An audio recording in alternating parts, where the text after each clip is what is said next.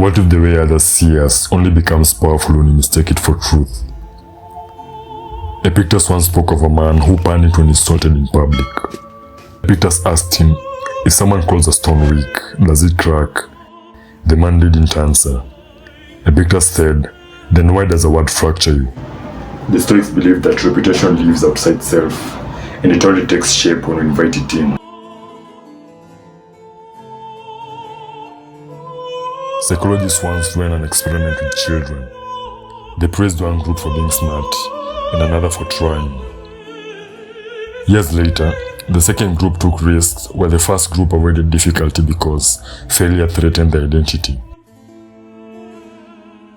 One group lived inside perception, the other lived inside process. The difference wasn't ability, it was the image they learned to protect. There's a phenomenon psychologists call the looking glass self, that we don't see ourselves directly.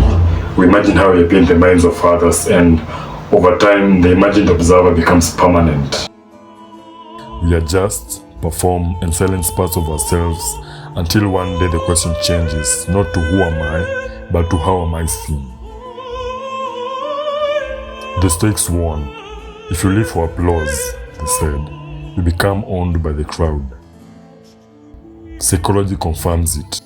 The self fractures when it depends on external confirmation. What if overcoming perception isn't about being unseen, but choosing which eyes matter? What if self-image isn't built from approval, but from alignment?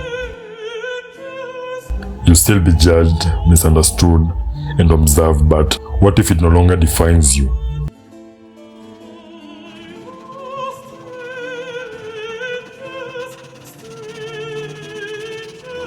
What if perception is just noise, and identity is what remains when the noise loses its meaning?